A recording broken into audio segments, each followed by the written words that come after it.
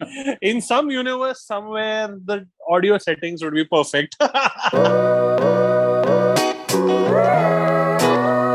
This is all fake news.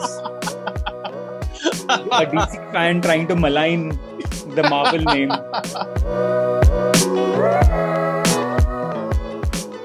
DC did it, we laughed.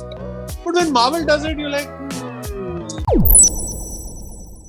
Hey there, welcome to Bam Splat Boom, a podcast about all things comics and pop culture.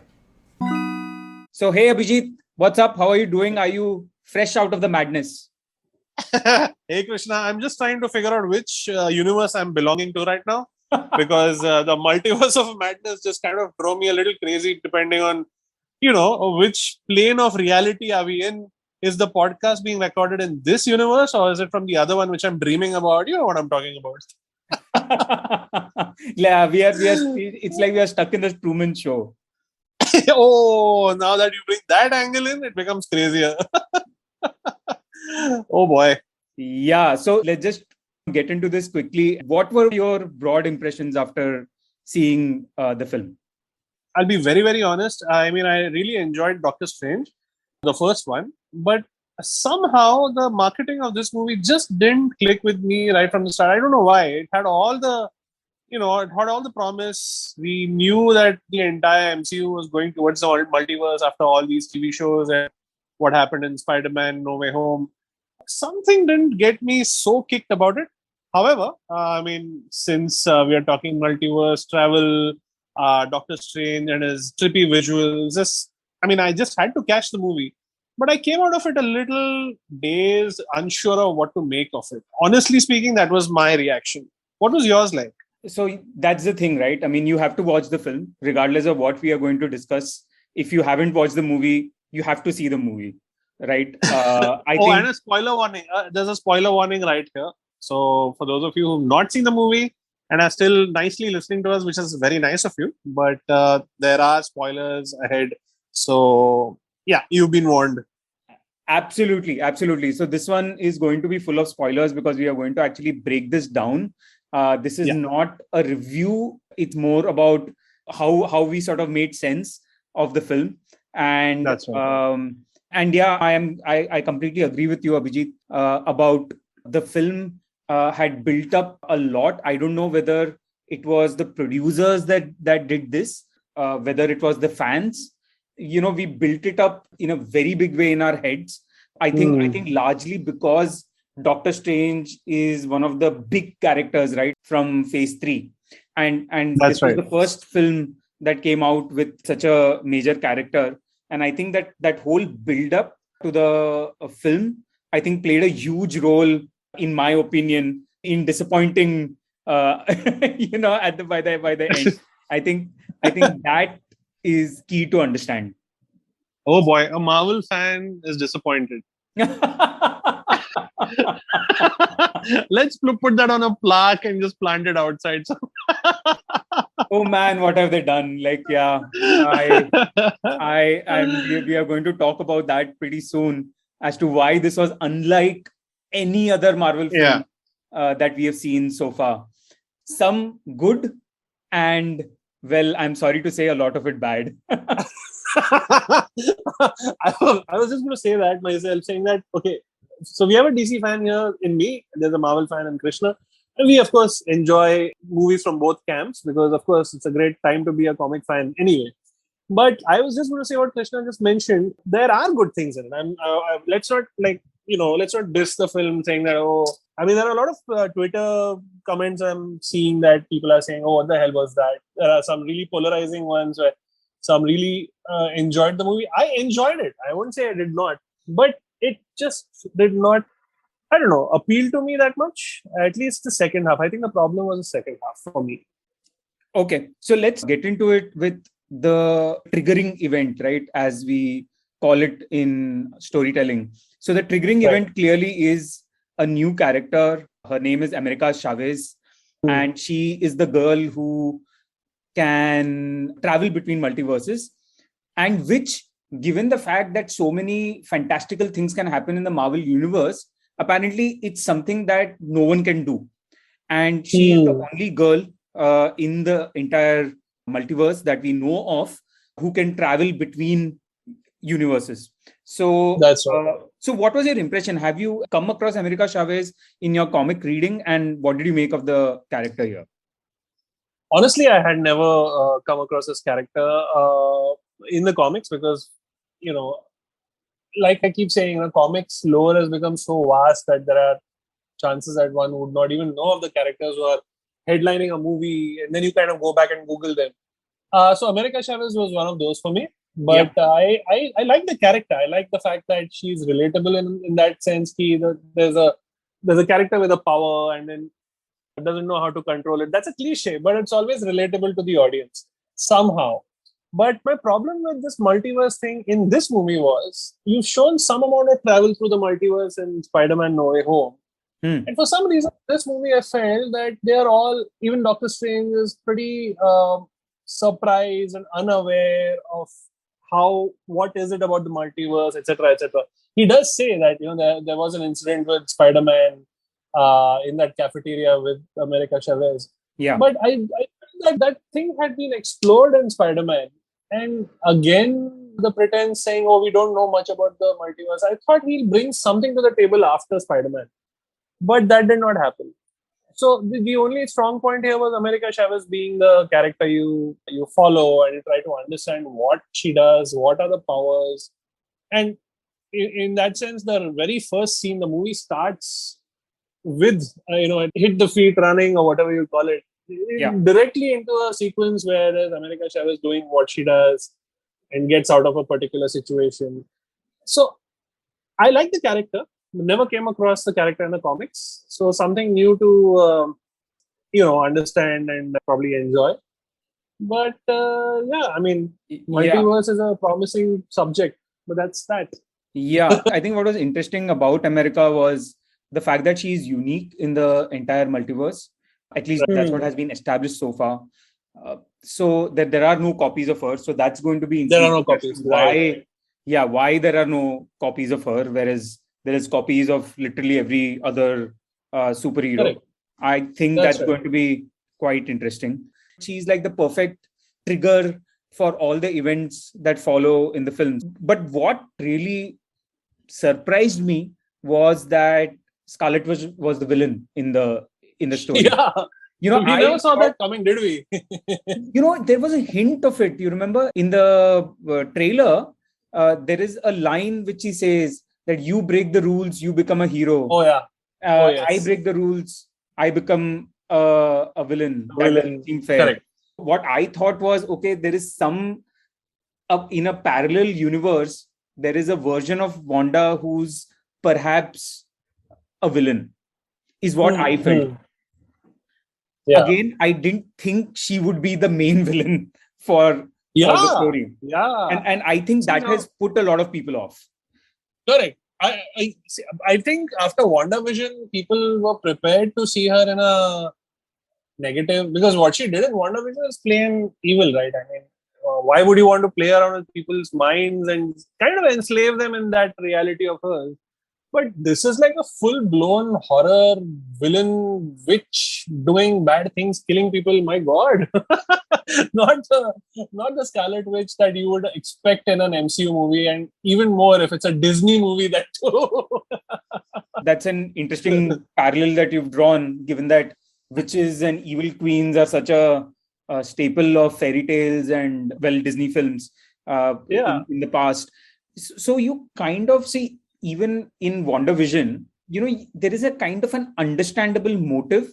She is a person who's in grief, right? And she's lost control over her powers, and she really wants to be close to Vision.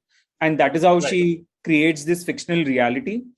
I felt she had broken out of it by the end of it. In fact, I felt she had become more powerful because, they do tease the Darkhold in the end credits. That's right. But this I did not expect.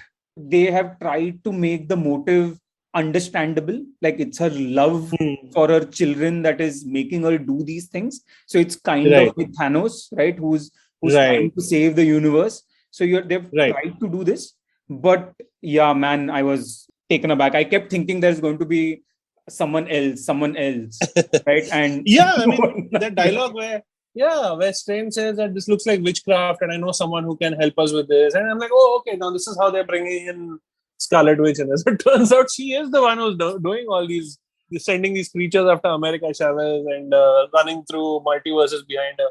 Damn, that was something unexpected. And I found that parallel, like this is the same thing I felt when I watched Game of Thrones, and there is a Game of Thrones spoiler here as well. People did not like the way Game of Thrones ended because Daenerys Targaryen was such a important character in the story, and she's such a nice character. She's such a positive character, stands for justice and things like that. And you hate the way it ends. But I thought it was a very interesting commentary, and an absolutely good person with a lot of power. And if you don't control that power, it can get to your head, and you will turn into a villain. So I think it reminded me of that. So yeah, I may not like it, but I understand why they may have taken that route. Correct. In fact, this argument was even there in Batman v Superman, where Lex Luthor says, I butchering the line, I'm sure I'm not saying this verbatim, but absolute power corrupts is what he means when he talks about Superman. Lex Luthor wants to talk about Superman in that sense. So yeah, I think the whole aspect of showing her as the most powerful, and she is one of the most powerful, magical power characters in Marvel. And interestingly, she is part of X-Men as a mutant. At least that's what I remember. I might be wrong. Listeners might just point out some mistake I'm making in saying this, or maybe some correction. But I do remember her as part of the X-Men years ago. And Scarlet Witch was one of the main, mutants back then. I don't know if it was supposed to be a different universe or the main canon, but no, I think what this has been referred to, if I'm not mistaken, even where Wanda was introduced. So she was introduced, again, I'm forgetting the film right now where she was introduced. She was introduced in a end credit scene of one of the films. And we were basically, the sister and brother, they were being experimented on. Right. That's where they show Wanda for the first time. And I think that's right. They do mention, I think, that they are mutants. If I'm not They're mutants. Yeah, this is what I don't know if they've used the word mutants, because again, I think mutants becomes a thing for back then, the MCU and Fox and all were different entities. But yeah, experimentation means it's kind of applied that it's that way. I don't know what they're going to do with this, because Magneto's daughter, essentially she is Magneto's daughter. Now that they're bringing everything together, I don't know if that's going to be part, canon or not. I mean, another bit you just brought up right now kind of had me connecting to one of the scenes there. You did say that, Disney has its own history with queens and witches, etc. If you remember that sequence in the end where Scarlet Witch is talking to Wanda from one of the multiverses, where she's about to snatch her kids, and then she comes to her rescue, blah blah blah. There's a television set at the back which is playing Snow White and Seven Dwarfs. Oh yeah. So I think they are very consciously looking at this whole witch angle, the motherly angle. All these things are very, very Disney fairy tale sounding. So I'm very sure that also went into a little bit of their writing, ideas or inspirations. That's interesting, man. I did not make that connection. I mean, I noticed it. I said, okay, the reason why they're showing this so very specifically might be this. It's a hat tip to all these fairy tales in the past. And in fact, what you said about Magneto was also interesting, because I had read that Magneto was one of the characters who might be part of the Illuminati, because there was a lot of speculation as to who in the Illuminati is going to be shown. Right. I thought it was unlikely because because we heard Patrick Stewart's voice, right? So we knew Professor X was going to be there, so it was highly unlikely that they would also have Magneto in it. And which obviously brings us to one of the main things that pained me, and it was that highly disappointing Illuminati sequence. Oh, I mean, what the hell was that? That was so sad, wasn't it? I mean, so much build up, so much build up. All of us were like looking, oh my God, the Illuminati is going to be introduced, right? And this Yeah, is it. This is the Avengers moment of phase correct. 4. And it was over in 10 minutes. 10 minutes. I was like, the first death happens. I was like, okay, they killed off Black Bolt, and that too was kind of like the Matrix, and where his mouth just disappears, and then they kill off one more, then they kill off one more. I said, oh, this is going the Suicide Squad way. The Suicide Squad from last year had the main characters which were advertised and marketed so heavily. The all the big names were killed off in the first 5-7 minutes, and we were left with like these 4 guys who are like the underdogs or whatever it was. I said, oh, they're going the same way. They're doing this here as well. This is all fake news. A DC fan trying to malign the Marvel name. Well, I mean, if DC did it, we laughed. But when Marvel does it, you're like, why would they have done this? Because Suicide Squad was so much of a self-aware movie. It was supposed to be like laughing at itself. The humor was amazing. This was supposed to be like their top characters. Of course, we do argue that it's a different universe. There are multiple copies of these guys in the multiverse. But Charles Xavier, he just dies like I don't know. It's just like a sudden jump scare death that you see in any horror movie where a secondary character dies. I mean, come on, that's Charles Xavier. Yeah. So I did have a fan moment when that happened. Everyone in the theaters, were cheering, especially when they introduced Mr. Fantastic. And the loudest cheer, of course, and I was among them, was when they introduced, I knew who was coming. And when Professor X arrived, I had that moment, it was like when I watched Star Wars Episode 7, when they introduced the Millennium Falcon. Right. Oh my God. The amount of tears in that cinema was amazing. So I remember that. Yeah, I had that fan moment, when I saw Professor X. But I don't know how well this was handled. And it seems a little pompous to say that when there are there are better talented writers and much better paid writers who have come up with this. The thing is that how much sense did this make for somebody who's not embedded in the Marvel universe? Right? Like there was no explanation given as to the fact that suddenly, Lashana Lynch is Captain Marvel, right? Yeah. Now, has anybody seen the Inhumans? So you introduce Black Bolt, right? So these things, I was not very sure, what they were doing here, because would it make sense to the lay viewer? I have a feeling the only thing that they wanted to do here was simply introduce the word Illuminati and just leave it at that. And they will come back to Illuminati at in a later film. I think that's what they wanted to do. So, even Captain Carter, for that matter, right? Yeah. I mean, if you have not seen What If, would you connect who Captain Carter is? Correct. You're right. You're absolutely right. In fact, again, let me bring in the DCisms here. People criticized it when this was when Zack Snyder did it in Batman v Superman. He brought in a lot of elements there which he assumed people would know, or probably put the onus on the audience saying, oh, you better know this before you come and see the movie. So Flashpoint, you had several references to other DC characters, other events that may have happened.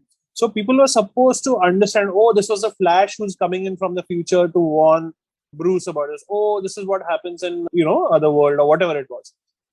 But it's the same thing done here.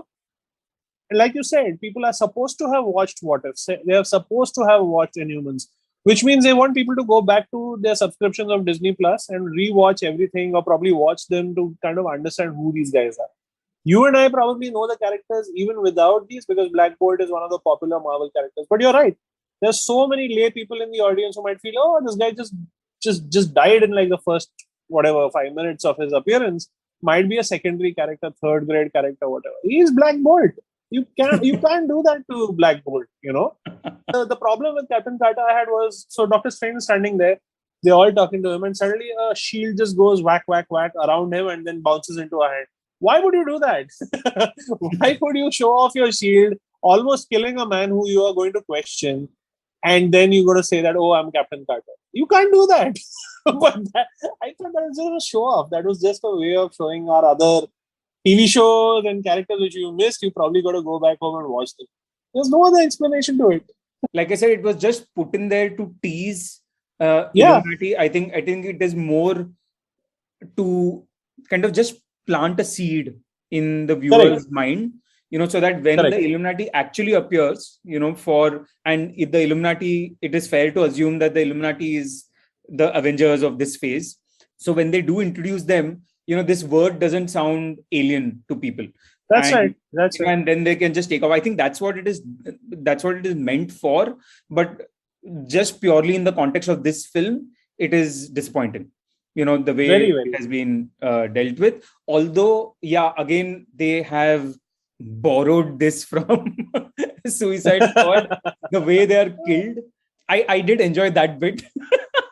Yeah, the absolutely gruesome way in which they pop off one by one. Okay, it's not like Suicide Squad has invented that, but that is the superhero film which has used that trope, right? Of gruesome killings. Correct. I think you and I were discussing, even Deadpool had done that years ago.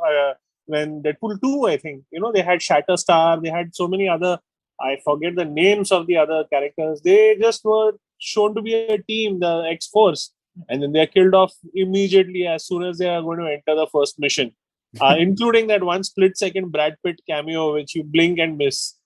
So, I don't know why they do. I mean, those films are supposed to be funny. I mean, you laugh when Suicide Squad, they get killed off in the first 5 minutes. It was hilarious. Those deaths were hilarious. Nathan Fillion as the detachable kid. Oh my God. But the other things, just not... I don't know. I was not on board with these guys being killed off. And for some reason, Charles Xavier did not sound and feel like the Charles Xavier we know. He sounded a lot different. He was made to, I don't know if he was made to act that way, but he's very different, Professor X, as compared to what we've seen all these years. You raise an interesting point. So I have been watching Picard on Amazon Prime. Right. And see, what I think what's happening is that his age is showing. He's still a fabulous actor. He could do certain things when he was younger. And in fact, in Picard, they make use of that, the fact that he's aged. Like, he's nearing the end of his life. Interestingly enough, there's a slight digression here, but Picard's season 2 just ended recently. And, they have left a number of kind of open plot points and, which allows them to go in interesting new directions. Again, opinion is quite split as to the way they ended it.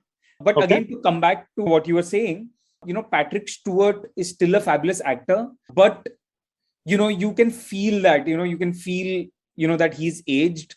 And I'm not sure, to be very honest, whether they bring Professor X back in the future appearance of Illuminati. Or at least this version of Professor X. Maybe they bring someone else as Professor X. Correct. They might recast him. But that's going to be a shame because Patrick Stewart is so... I mean, he is Charles Xavier for all of us.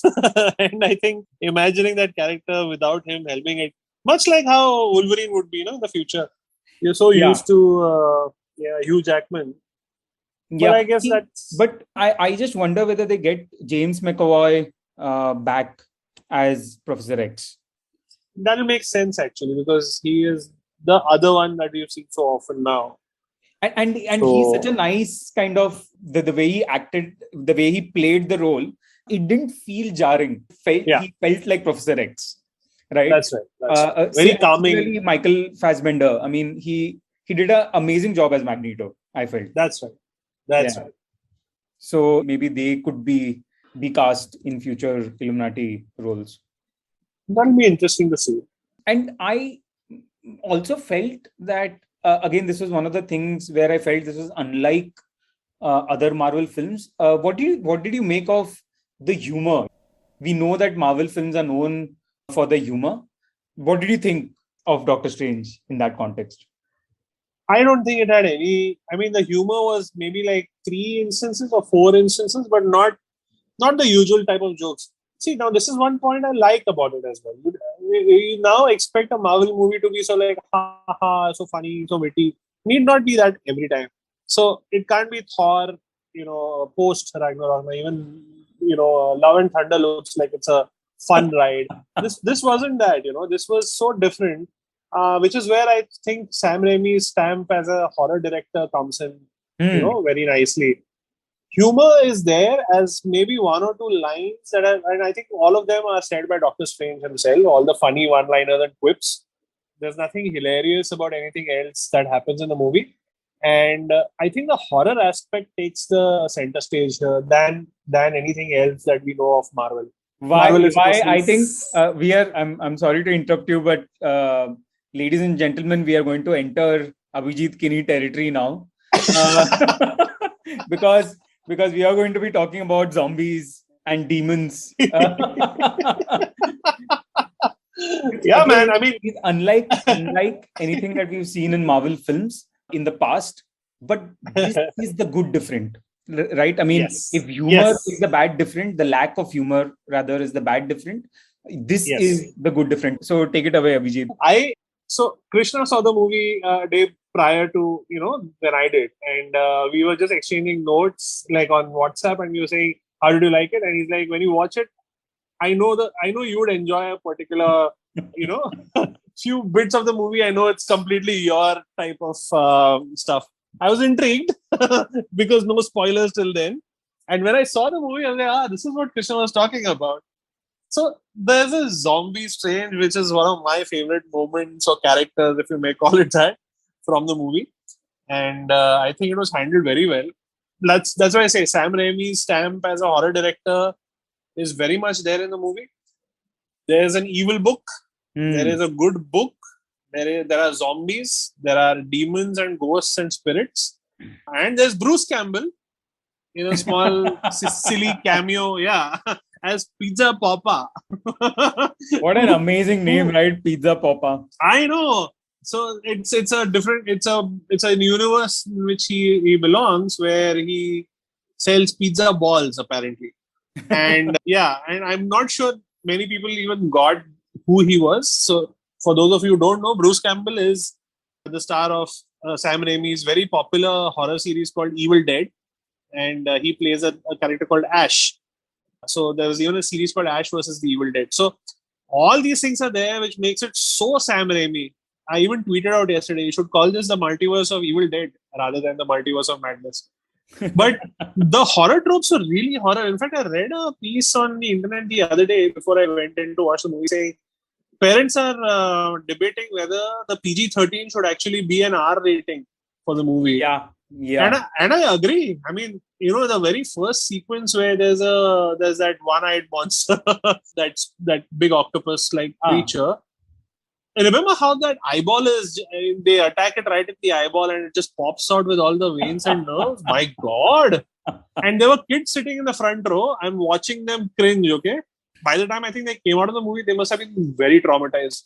There were half-eaten zombie faces. There were ghosts. There were so many jump scares. Krishna, do you remember those? My God. The scariest scene, according to me, was when Wanda uses the reflections to step into the room where America is hiding.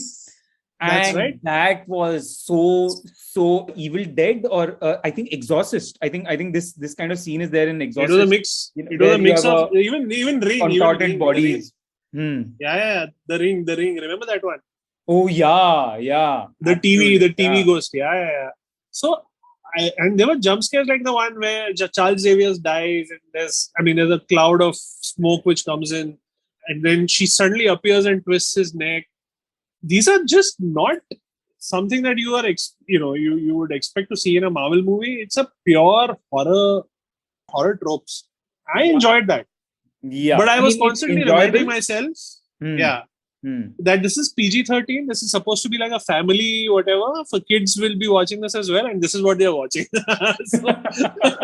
So, again, that's an interesting point you're making, Abhijeet, because although there is a lot of killing in Marvel, but the killing, if you always see that killing, there's no gore ever in the killing.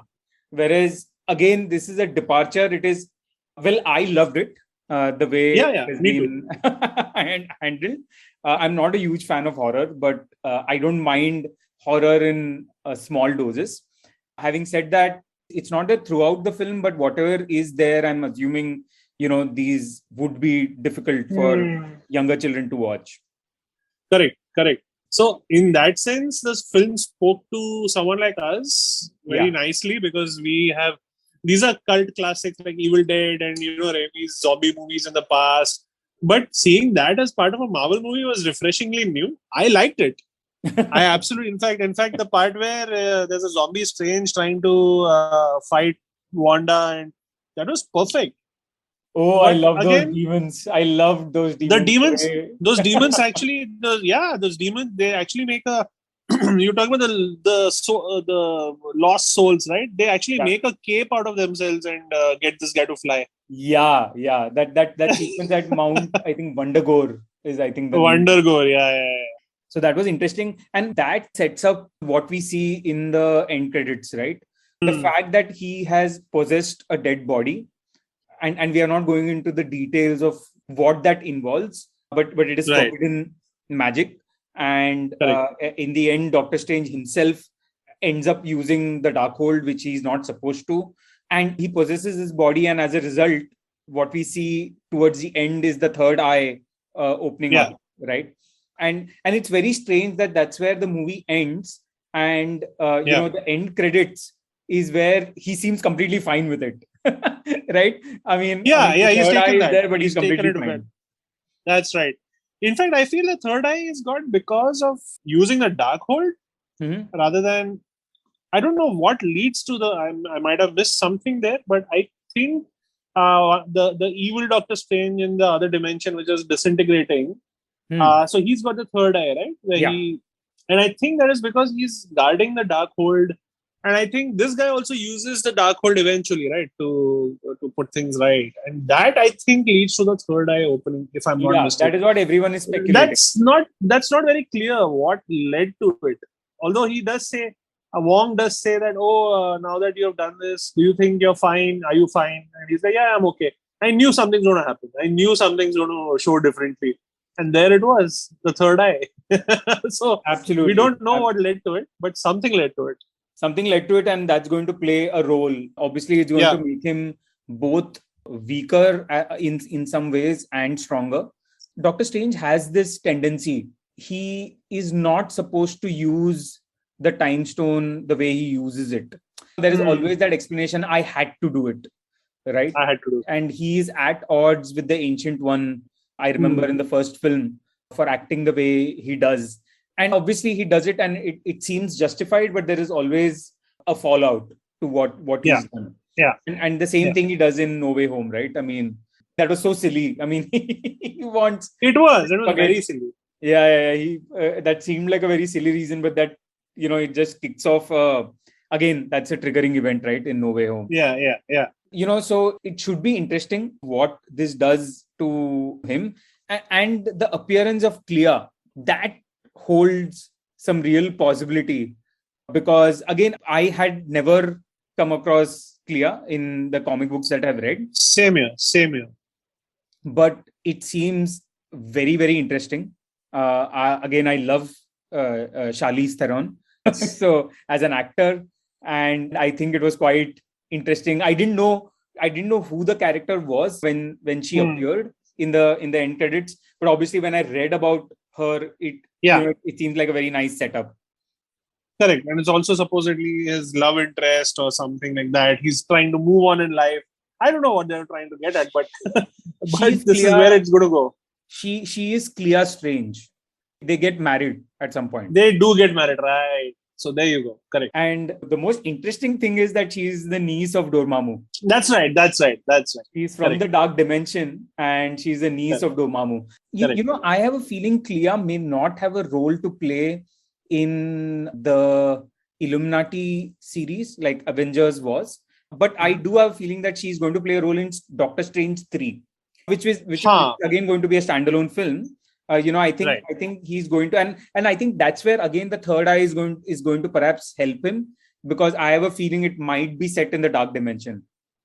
Sure. Yeah. Which we have seen so too. Glimpses of it in Doctor Strange 1, where he comes face to face with Dormammu, and apparently that's where Clea has seen him stand up to Dormammu. So that's what they say. And of course, the interesting thing again there is she talks about another incursion. Right. And what is that incursion, right? I mean, what are we talking about? That's another mystery, right? And people are speculating about that. So many possibilities now that we've seen. Again, all the series, every TV show, everything was talking about like the multiverse opening up, etc., etc. So yeah, we don't know what they're going to do with this. Which incursion is this? Easy talking about what has happened in Loki. Is that the incursion she's talking about? What the hell is happening, right? So Marvel fans already had so much to calculate post Thanos' snap. Ki 5 years mein this must have happened, that must have happened. Oh, this is how time passed. Oh, this is what happened. And now you have the multiverse. So there is so much of timelines and realities and disappearing into dust and so much happening there. It's going to get more and more complicated now that we have the Loki thing also in canon, plus this happening at the same time. I don't know how the future movies are going to have the realities being charted out. It's going to be interesting.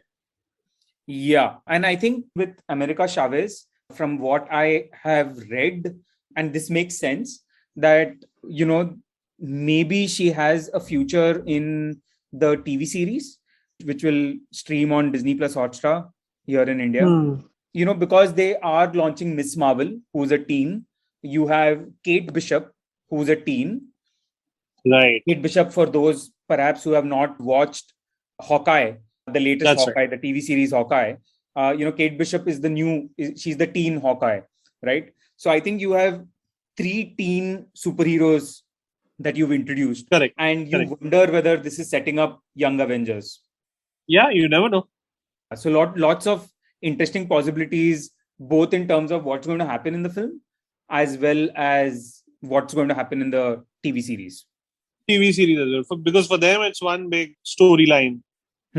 I started thinking about, okay, what all has happened in the past. And I know many people have not watched Eternals. And Eternals, the end credits of Eternals is very interesting because they introduced Star Fox in the end credits of Eternals. Is it? Because I'm one of those people who have not seen it. So have I spoiled it for you? No, I didn't even know whether I would watch it at all. So Star Fox, you say? Star Fox, yeah, he is Thanos' brother, as some listeners may know. And so that's, again, does it have a connection to what's going to happen with Kang, the Conqueror?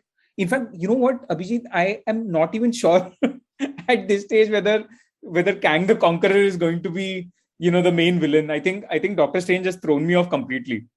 Yeah, in fact, for all the build-up that we saw in Loki, I thought Kang would be part of the multiverse because so much of multiverse was spoken about.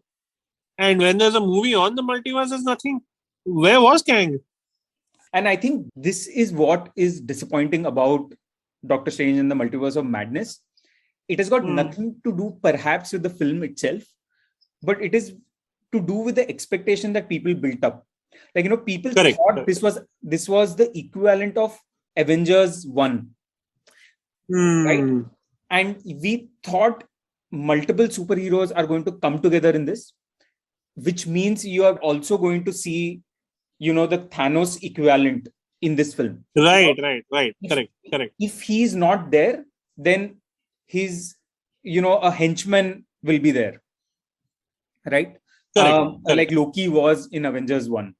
And for that matter, the way Ronan was in Guardians of Galaxy Volume 1.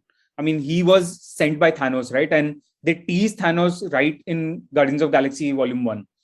There was none of it in this film. And I think correct. This expectation that we had built up, the fact that the expectation was not met, I think is what has led to the big disappointment for so many. Yeah, I think so. There was nothing which kind of made me want to watch the next few installments to see how this villain goes about it. Or that was clear, but that's someone I don't even know.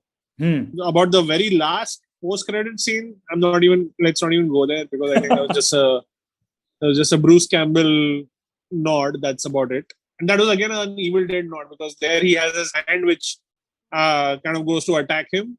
If you remember Evil Dead, and now they have a hand which slaps him. That's about it. There was nothing more than that. I think that has left everyone a little dissatisfied, saying there's nothing revealed much more about what's to come. But if we were to look at it from a standalone film, like let's just look at it as a standalone film, what do you make of it? What are your as a standalone movie? As a standalone movie, I will take it as some sort of a horror thriller or whatever. As a standalone movie, I enjoyed it. And if I was not made to make all these connections to the Illuminati and whatever's happened in the MCU before, there's just an added pressure. If I have to watch it just like that, as a standalone strange movie which has nothing to do with anything else, I'll purely enjoy it. There's a wizard, there's a witch, go fight.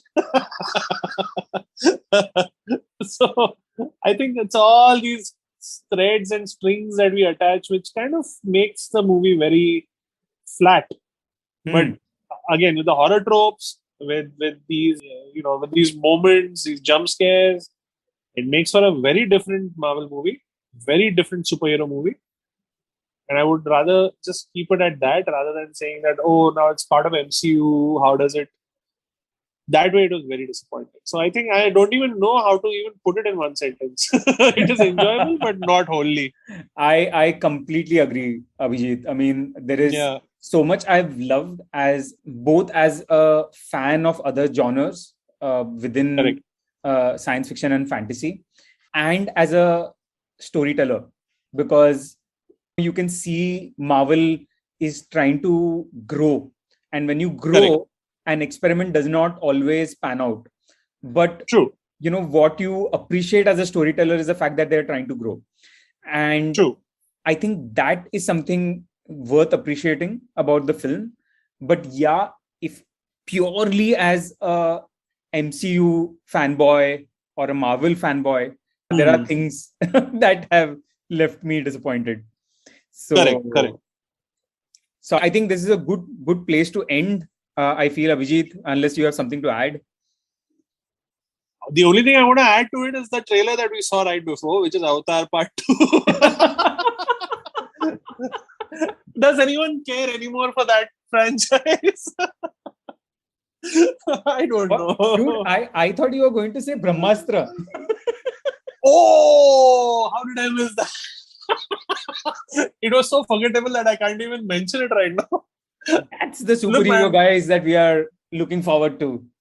Ranbir Kapoor. But that movie has been caught in production hell for the last so many years, and it's just taken so long to make. I really hope it works, man. Where is the good old Minnal Murli? Where is the good old Bhavesh Joshi? These small ones are the better ones. I don't know what to make of that. Anyway. That's a very interesting episode, man. That we should. That's a topic for Minnal Murli and Bhavesh Joshi. I think there's one more. There's a third. Mard ko dard. Correct. I think I've seen Minnal Murli. I'll see the other two. I think that would be. You have to see the other two. Mard ko dard is so self-aware, and Bhavesh Joshi is the absolute opposite. It's a very dark vigilante, movie. Very nice. Okay. All three are excellent. Good. We'll watch this and maybe throw in a little bit of Shaktiman. Yes, why not? Krish also.